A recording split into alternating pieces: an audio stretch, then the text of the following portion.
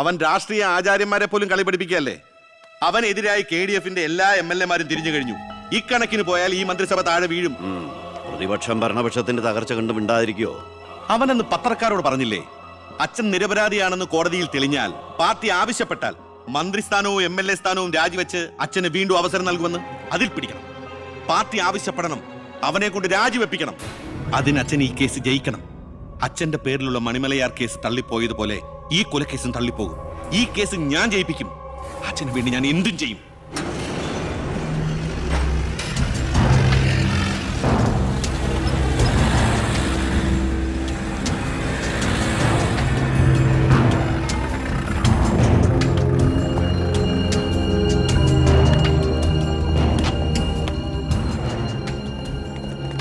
Sir, ഇന്ന് രാവിലെയാണ് സംഭവം നടന്നത്. രാഷ്ട്രീയ വാക്കുതർക്കം മൂത്ത് സഹതടവുകാരൻ വെട്ടൂർ ശിവനെ കുത്തിക്കൊല്ലുകയായിരുന്നു സാർ. കൂർത്ത കമ്പി ഉപയോഗിച്ചാണ് പ്രതി കൃത്യം നടത്തിയത്. പ്രതിയെ കോടതിയിലേക്ക് കൊണ്ടുപോയിട്ടുണ്ട് സാർ.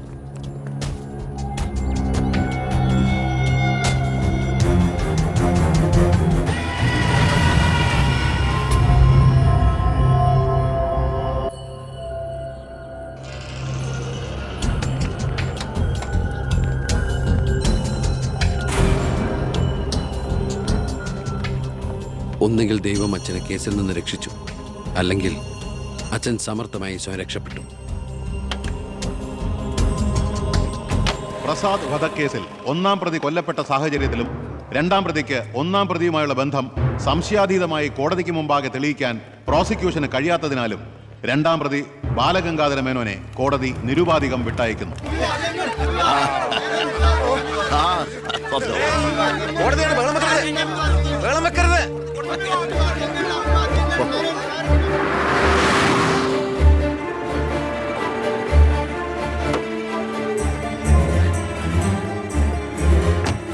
ലക്ഷ്മി, ലക്ഷ്മി, അറിഞ്ഞോ നീയെ? ഞാൻ കേസ് ജയിച്ചടി. ഞാൻ നിരപരാധിയാണെന്ന് കോടതിക്ക് ബോധ്യായി. പത്രക്കാരുടെയും TV-ക്കാരുടെയും മുമ്പിൽ വെച്ച് നിന്റെ പുന്നാരമോൻ വീരവാദം മുഴക്കിയതല്ലേ ഞാൻ നിരപരാധിയാണെന്ന് തെളിഞ്ഞാൽ എനിക്ക് വേണ്ടി മന്ത്രിസ്ഥാനം രാജിവെച്ച് ഒഴിഞ്ഞോളാമെന്ന്. നീ ചെന്ന് പറയടി അവനോട് രാജിവെക്കാൻ. നിങ്ങൾക്ക് എന്താ ഭ്രാന്ത് പിടിച്ചോ? ഭ്രാന്തായിരുന്നടി, അധികാരം കയ്യില്ലാത്ത എന്റെ ഭ്രാന്ത്. എനിക്ക് അറിയാൻ പാടില്ലാണ്ട് ചോദിക്കുക, നിങ്ങൾക്ക് ഇതുവരെ മന്ത്രിയായി കൊതി തീർന്നില്ലേ? ഇല്ല, എന്റെ ഏറ്റവും വലിയ ലഹരിയ അധികാരം, മന്ത്രിസ്ഥാനം. മനസ്സിലാവില്ല നിനക്കൊന്നും. എനിക്ക് മന്ത്രിയായിട്ട് തന്നെ ജീവിക്കണം. മന്ത്രി കസേരയിൽ ഇരുന്ന് തന്നെ മരിക്കണം.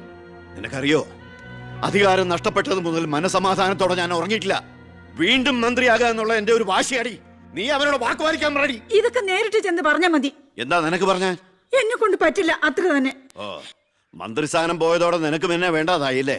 എന്നെ അനുസരിക്കാൻ കഴിയില്ലെങ്കിൽ പൊയ്ക്കോ ആഭ്യന്തരമന്ത്രിയുടെ വീട്ടിലേക്ക്. ബാക്കിയുള്ള ജീവിതം മോന്റെ കൂടെ തന്നെ അവിടെ. എന്താ അച്ഛ ഇങ്ങനെ? അച്ഛനൊഴികെ ഈ നാട്ടിലെല്ലാവരും വാനോളം പുകഴ്ത്ത ഏട്ടന് ഇങ്ങനൊരു മന്ത്രിയെ കിട്ടിയതിൽ അഭിമാനിക്കുക. മക്കൾ തങ്ങളെക്കാൾ വലുതാവണമെന്ന് എല്ലാ അച്ഛനമ്മമാരുടെ ആഗ്രഹം. പക്ഷെ അച്ഛൻ അസൂയ. മകൻ തന്നേക്കാൾ വലുതാവുന്നുള്ള എന്റെ അസൂയ.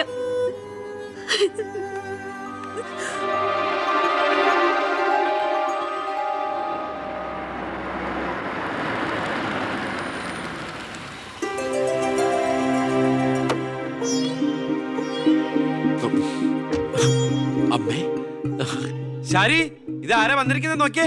വാമേ. അമ്മേ, നീ പോയൊരു ചായ ഉണ്ടാക്കി കൊണ്ടുവാ. നിന്റെ കൈപ്പുണ്യം അമ്മ അറിയട്ടെ. വാമേ. അമ്മയ്ക്ക് ഇങ്ങോട്ട് വരാൻ അച്ഛൻ പെർമിഷൻ തന്ന നിലയ്ക്ക് അമ്മയുടെ ഈ വരവിന് എന്തോ ഒരു ലക്ഷ്യമുണ്ടല്ലോ. എന്താ എന്താ അമ്മയുടെ മുഖത്തിനൊരു വാട്ടം?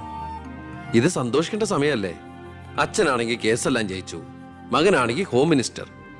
ഞാൻ മാറി താമസിക്കുന്നു എന്നതൊഴിച്ചാൽ വേറൊരു പ്രശ്നവും ഞാൻ അമ്മയെ കാണുന്നില്ല. പറയമ്മേ, എന്താ പ്രശ്നം? എന്തിനാടാ നിനക്ക് ഈ മന്ത്രിസ്ഥാനം? നീ രാജിവെക്കണം. അപ്പോ അച്ഛൻ ഇതിനാണ് അമ്മ ഇങ്ങോട്ട് അയച്ചത്? നിന്നോട് യാചിക്കാൻ വേണ്ടിയാണ് ഞാൻ വന്നത്. അമ്മ എന്ത് പറഞ്ഞാലും ഞാൻ ഇതുവരെ അനുസരിച്ചിട്ടേ ഉള്ളൂ. പക്ഷേ ഈ കാര്യത്തിൽ അമ്മേനോട് ക്ഷമിക്കണം. ഇപ്പൊ ഞാൻ അമ്മയെ അനുസരിച്ച അത് എന്നെ ജയിപ്പിച്ചുവിട്ട ജനങ്ങളോട് ഞാൻ ചെയ്യുന്ന വഞ്ചനയായിരിക്കും. അത് തന്നെയല്ല, തുടങ്ങി വെച്ച ഒരുപാട് കാര്യങ്ങൾ എനിക്ക് പൂർത്തീകരിക്കാനുണ്ട്. അതുകൊണ്ട് തൽക്കാലം എനിക്ക് രാജിവെക്കാൻ നിർവാഹമില്ലെന്ന് അമ്മ ചെന്ന് അച്ഛനെ പറഞ്ഞ് മനസ്സിലാക്കണം. കുടുംബ ബന്ധങ്ങൾ മറന്ന് നീ മന്ത്രിയായിട്ടിരുന്ന നാട് നന്നാക്ക്. അച്ഛനും അമ്മയും നിനക്ക് വേണ്ടല്ലോ. അമ്മേ, ഞാൻ പറയുന്നത് നീ എന്നോട് മിണ്ടണ്ട.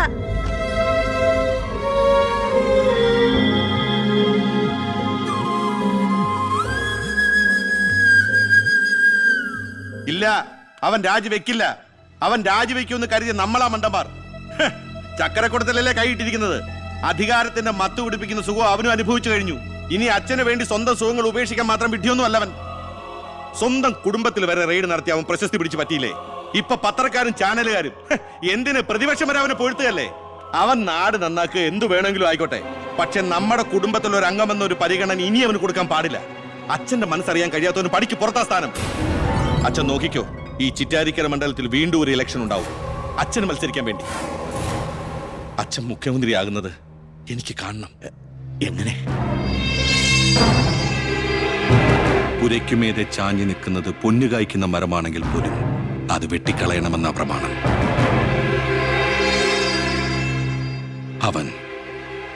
അവൻ ഇല്ലാതാകണം.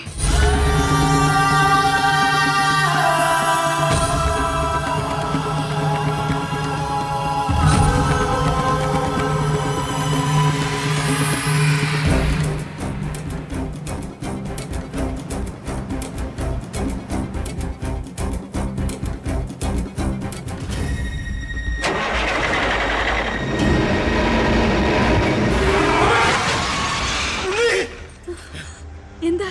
എന്തു പറ്റി?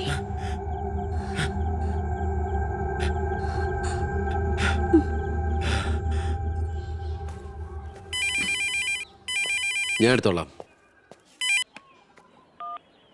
ഹലോ ഉണ്ണി, ഉണ്ണി, ഉണ്ണി, നീ എന്താടാ ഒന്നും ഉണ്ടാത്ത്? അച്ഛാ, ഞാൻ എനിക്ക് നിന്നെ ഒന്ന് കാണണം. ഞാനിപ്പോ ഡൽഹിക്ക് പോകാൻ വേണ്ടി എയർപോർട്ടിൽ പോകാൻ നിൽക്കുക. എന്തായാലും ഞാൻ അവിടെ വന്നിട്ട് നീ പോയാ മതി. ഉടനെ എത്താം. അച്ഛനാ, ആ ശബ്ദത്തില് പഴയ സ്നേഹവും വാത്സല്യവും ഒക്കെ എന്നെ ഉണ്ണീന്ന് അച്ഛൻ പണ്ടെങ്ങും വിളിച്ച് കേട്ടതാ. പിന്നെ ഇപ്പോഴാ ഇങ്ങോട്ട് വരണുണ്ടെന്ന്. ഈശ്വരാ.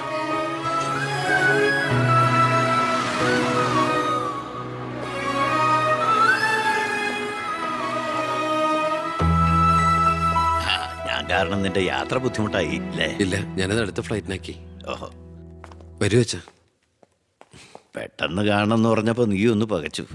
ഇനി എന്തിനുള്ള പുറപ്പാടാണോ എന്ന് ഓർത്തല്ലേ? അച്ഛൻ ഇനി ആർക്കും ഒരു തലവേദനയാവില്ല മോനെ. ചെയ്തു കൂട്ടിയതൊക്കെ തെറ്റാണെന്ന് മനസ്സിലാക്കാൻ വൈകി. ശ്രമിച്ചില്ല. അധികാരത്തിന്റെ ലഹരിയിൽ പായായിരുന്നു ഇത്രയും കാലം. പ്രായമാകുന്നോറും കുട്ടികളുടെ മനസ്സാവുമല്ലേ? എന്ത് കണ്ടാലും സ്വന്താക്കണം എന്നൊരു മോഹം. എന്താ ഇപ്പൊ ഇങ്ങനെയൊക്കെ?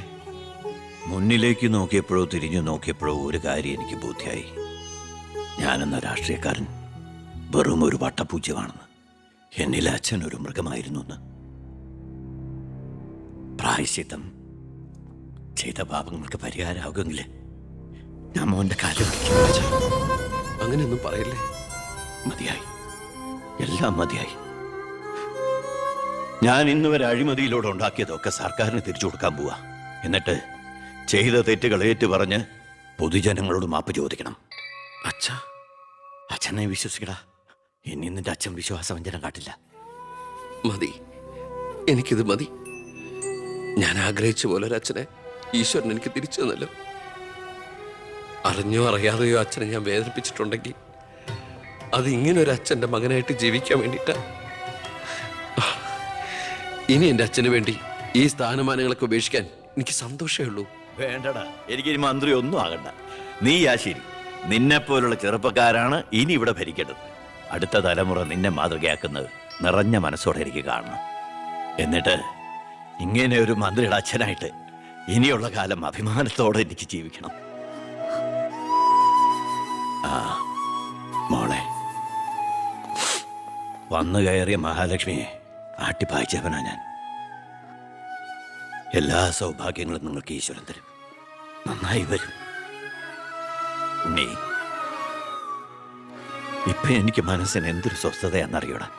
ഇനി എനിക്കെല്ലാം മറന്ന് സമാധാനമായിട്ട് ഉറങ്ങണം. വരട്ടേടാ. ആ, നീ ഡൽഹി യാത്ര കഴിഞ്ഞ് തിരിച്ചു വന്നാൽ ഉടൻ രണ്ടുപേരും തറവാട്ടിലേക്ക് താമസം മാറണം. മറ്റേ മോളെ